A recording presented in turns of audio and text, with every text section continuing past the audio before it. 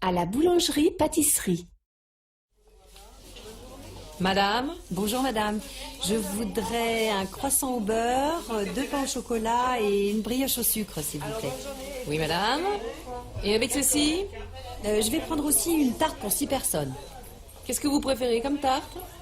Nous avons des tartes aux pommes, aux fraises, au citron. Une belle tarte aux fraises, c'est très bien.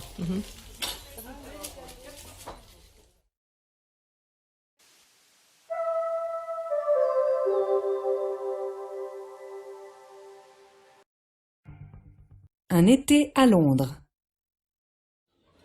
Qu'est-ce que tu feras l'été prochain? Je ne sais pas exactement, je partirai peut-être en Angleterre. Ah bon? Et où est-ce que tu iras? À Londres. J'ai des amis là-bas. Ils habitent dans la banlieue de Londres. Tu vivras chez eux? Non, je n'habiterai pas chez eux, je chercherai probablement un appartement à partager avec un ou 2 autres. C'est assez courant là-bas. Tu ne travailleras pas? Si, je crois que je trouverai facilement un petit boulot. Pour l'été au moins. Ah, ça sera bien. Oui, et puis comme ça j'apprendrai l'anglais. Ce sera plus intéressant qu'à la fac. Tu veux dire que tu rencontreras une charmante anglaise? Non, je plaisante. Sérieusement, tu prendras des cours quelque part? Oui, je chercherai une école ou un bon professeur. Tu verras, je ferai des progrès spectaculaires et je parlerai mieux que toi. Ce n'est pas difficile. Et qu'est-ce que tu feras d'autre? Tu feras un peu de tourisme? Oui, bien sûr. Je verrai sur place. En fait, cela dépendra des possibilités et de mes finances. Je t'imagine très bien à Londres. Tu prendras le bus, tu feras ton jogging à Hyde Park et tu passeras tes soirées dans les pubs. Tu veux dire que je connaîtrai toutes les boîtes de Londres? Bien sûr, elles sont super, non? Bon, et après l'été, tu resteras là-bas ou tu reviendras ici? Franchement, je ne sais pas. Je resterai peut-être là-bas. Tu comprends, faire une expérience internationale, c'est toujours intéressant. Oui, et après tu pourras revenir ici avec une double compétence, linguistique et professionnelle. C'est vraiment une très bonne idée. Alors, tu viendras me voir à Londres? Évidemment.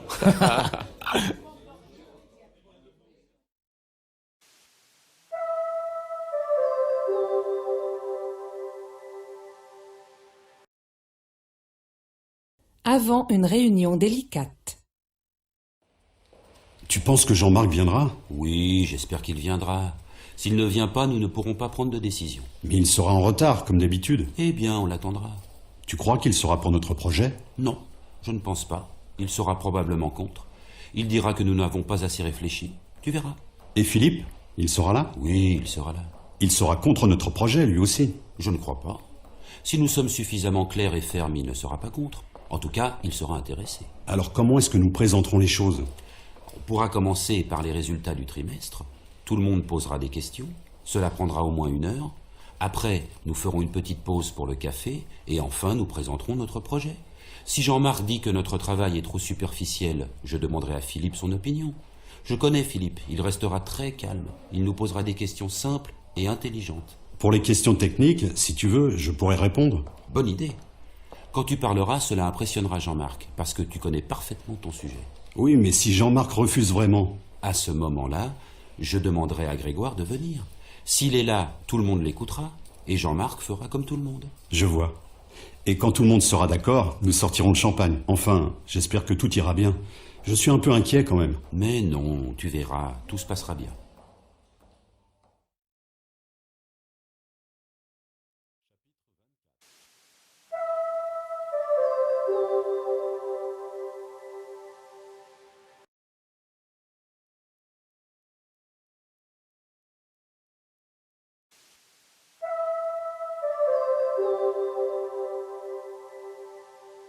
Une maison ancienne.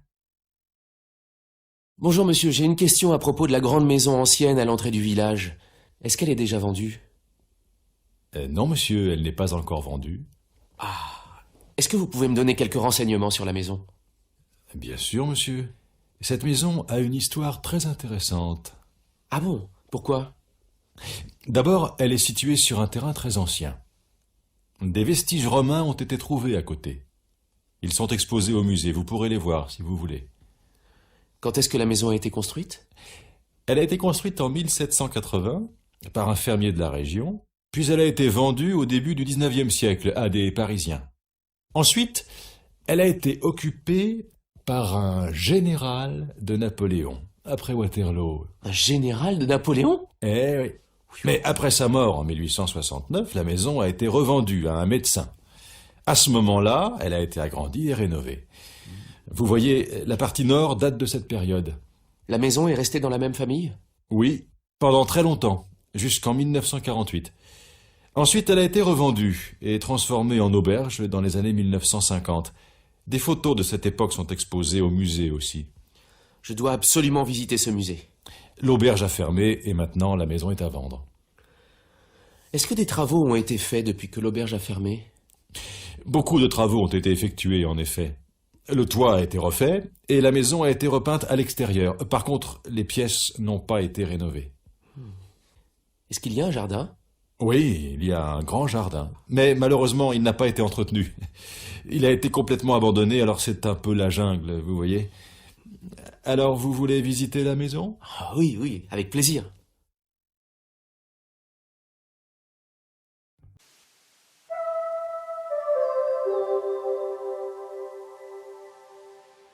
Tu te souviens? Chérie, tu te souviens quand nous habitions dans le petit studio de la rue de la Gare? Oui, c'était minuscule. On avait un canapé-lit et on était obligé de l'ouvrir tous les soirs. Ouais, c'est vrai. Et tu te souviens comment on faisait la cuisine? Ah, c'était luxueux. Nous avions au moins 2 assiettes, 2 verres et une casserole. Nous buvions le café dans les verres. Du studio, on voyait la cour de l'école. Tu te rappelles? On regardait les enfants qui faisaient des quantités de bêtises. C'était drôle. Mais c'est un bon souvenir, non? Ben oui. Nous étions jeunes, heureux, amoureux. Tout comme maintenant, 30 ans après.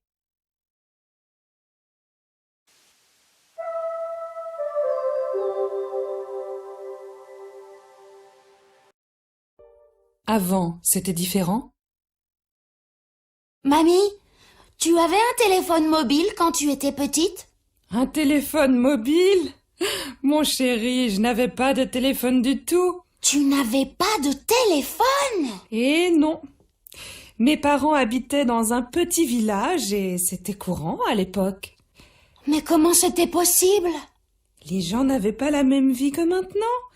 On allait les uns chez les autres, on avait moins de vacances aussi. Tu regardais la télévision? Non, mes parents n'avaient pas la télévision. Mais je me souviens qu'on écoutait la radio. C'était un gros poste de radio. Cela m'impressionnait toujours d'entendre les voix qui sortaient de cette machine. J'étais trop petite pour comprendre comment ça fonctionnait. Je peux pas imaginer la vie sans télé. Tu sais, mon chéri, on ne regardait pas la télévision comme maintenant. Pendant les dîners, on parlait, on discutait, et après, on jouait aux cartes, on lisait. Tu jouais comment si tu n'avais pas de console de jeu? Mais mon chéri, comme toi, j'avais beaucoup d'amis. On s'amusait comme des fous. On jouait dehors, dans la rue. Tu vois, il n'y avait pas toutes les voitures de maintenant. On courait dans tous les sens, on faisait des farces à nos parents, bref, on était des enfants. Chapitre